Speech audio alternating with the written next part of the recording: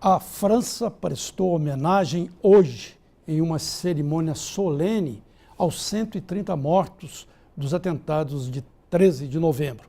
Eles tiveram os nomes pronunciados um por um e suas fotos projetadas em uma área do Palácio dos Inválidos de Paris. Quase 2.600 pessoas, incluindo parentes de vítimas, participam da cerimônia, que teve à frente o presidente François Hollande.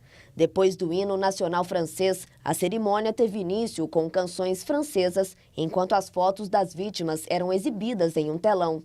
Durante alguns minutos, os participantes ouviram apenas os nomes das vítimas dos mais graves atentados da história da França, que deixaram 130 mortos e 350 feridos.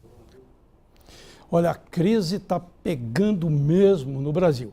A presidente Dilma está viajando para Paris, vai ter lá a reunião mundial da cúpula do clima, mas a presidente viajaria também, estenderia a viagem dela ao Vietnã e ao Japão. Cancelou porque as coisas estão pegando aqui no Brasil, como se diz popularmente, com a prisão do líder do governo no Senado, o senador Delcídio do Amaral. E o mesmo PT não se entende. O PT criticou o Delcídio, lavou as mãos, depois voltou atrás. Lula, o ex-presidente Lula, disse que era uma coisa de maluco o que ele fez, coisa de idiota. E depois o Instituto Lula disse que não foi bem assim, que o ex-presidente não teria dito isso. É engraçado, né? Lula diz uma coisa num dia, toda vez é assim. O Instituto Lula desmente no outro. Acho que fica uma espécie de balão de ensaio.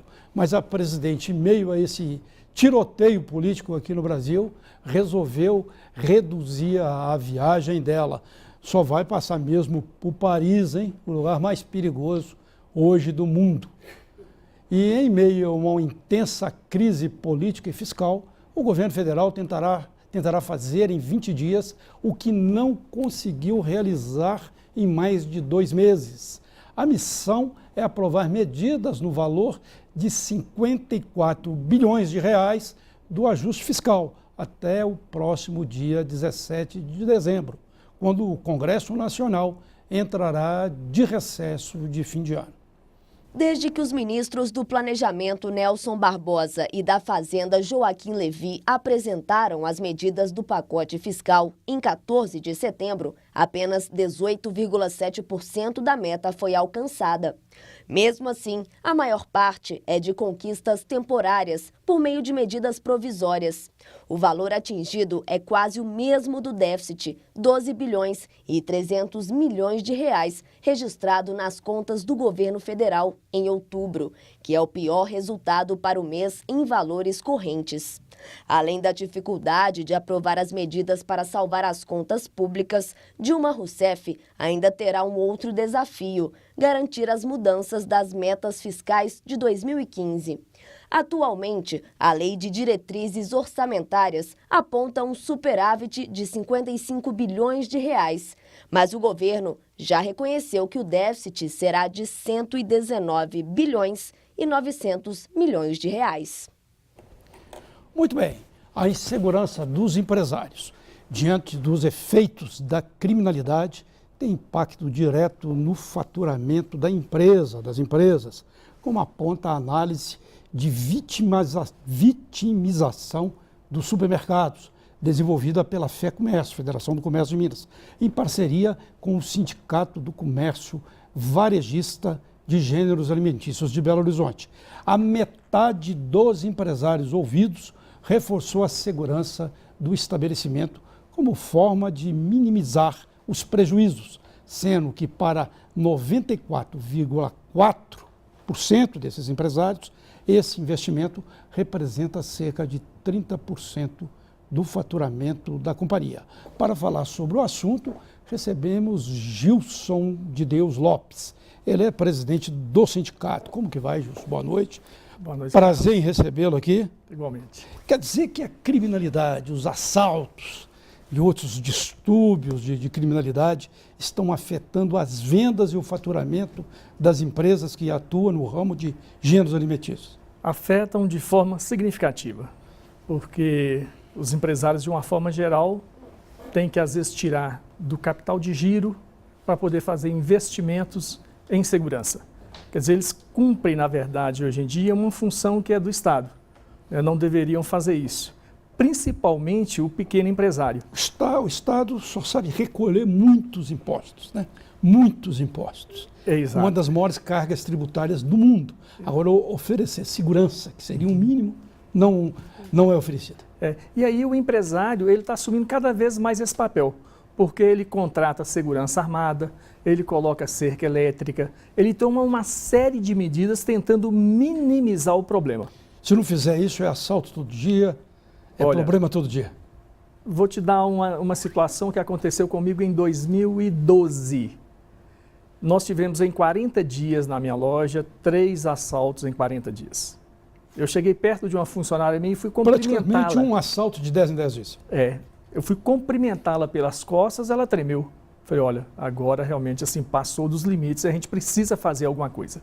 Veio o ano da Copa. Então nós tivemos uma presença de policiamento ostensiva em Belo Horizonte. E os números da pesquisa revelaram que os números de 2014 caíram de forma significativa. E agora, em 2015, eles começam a retornar aos patamares de 2012 e 2013. Me explica uma coisa, você que é presidente desse sindicato dos gêneros alimentícios. Se em 2014, ano da Copa, né? Também teve 2013, anos daquela Copa das Confederações. Se apareceram polícia, tinha polícia nas ruas. Onde que foi esse policiamento agora, hein? Olha, porque para as empresas, olhar as empresas que vendem, que distribuem gêneros alimentícios, não foi, né? Não, eu até consigo explicar porque o policiamento, parte do policiamento do interior foi deslocado para a capital. E parte dos funcionários administrativos, das polícias militares administrativas, também vieram para a rua. Então eles ficaram em treinamento. O pessoal da burocracia largou a burocracia, né? E veio para a rua. Coitado da burocracia, né? Deve ter tido problema, né? Não, às vezes, exato. Mas às vezes são funções necessárias, mas durante a Copa, o que se viu foi um efetivo muito maior do que o normal, mas dentro do que seria o necessário para que se tenha segurança.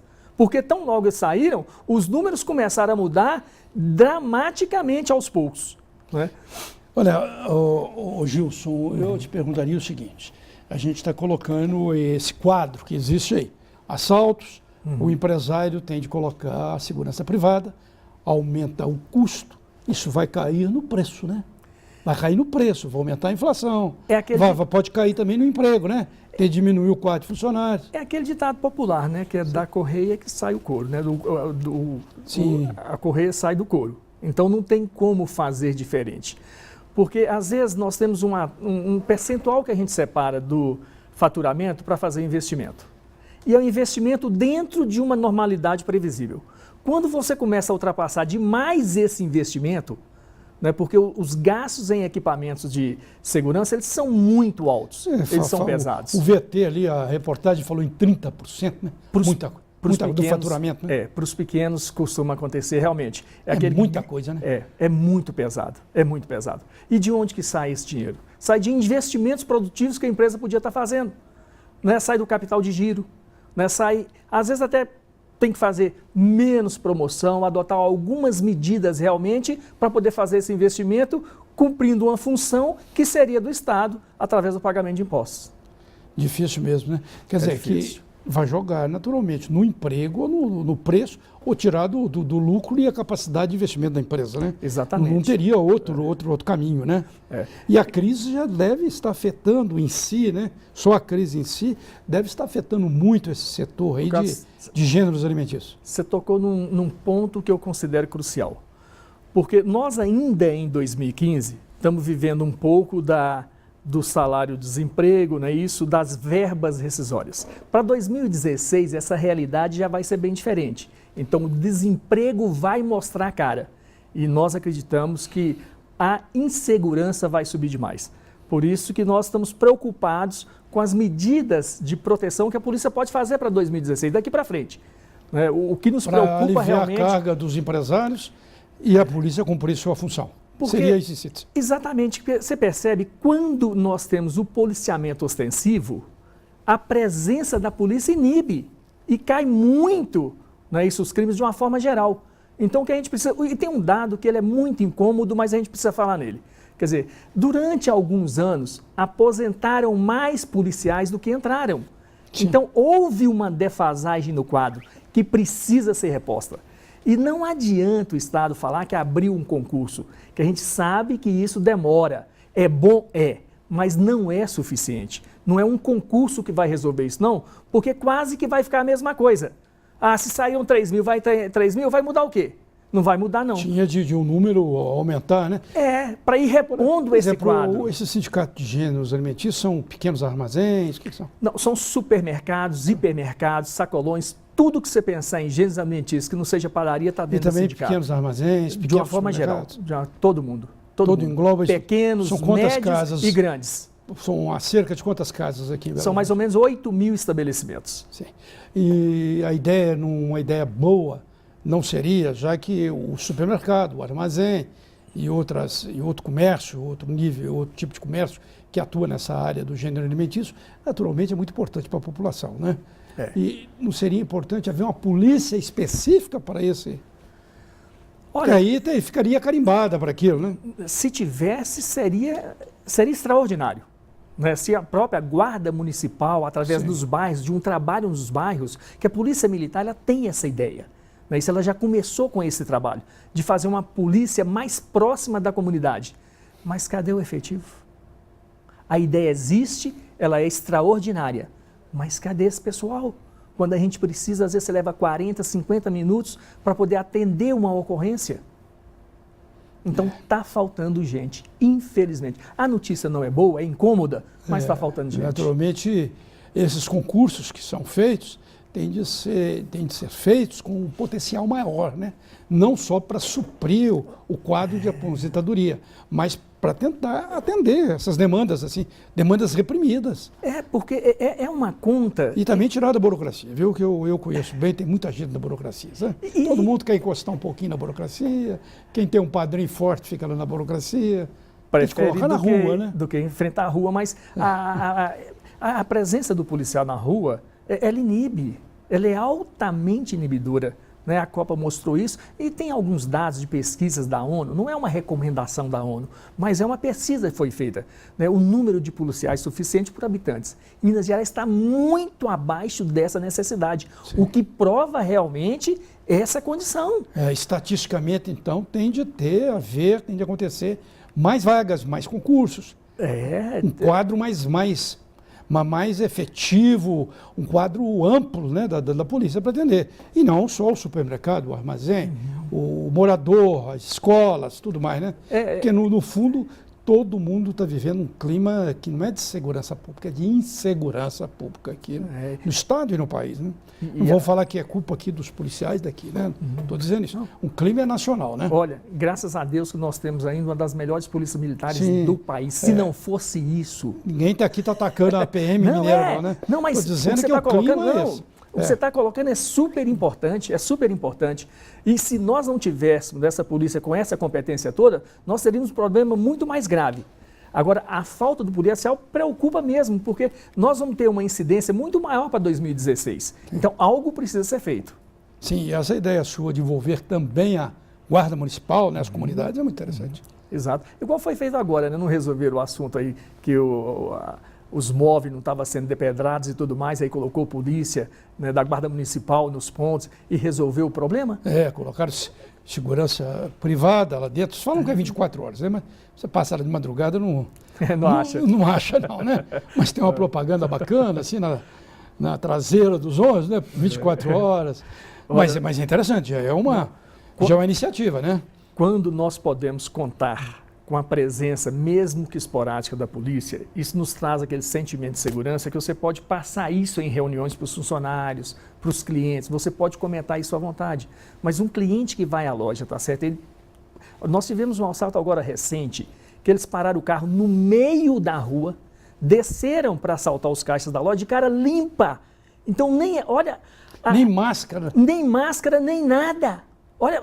Eles já têm a certeza da impunidade. Isso nada vai acontecer. Bairro? No Prado, no bairro Prado. E um supermercado? Alguma coisa? No meu supermercado, na minha loja.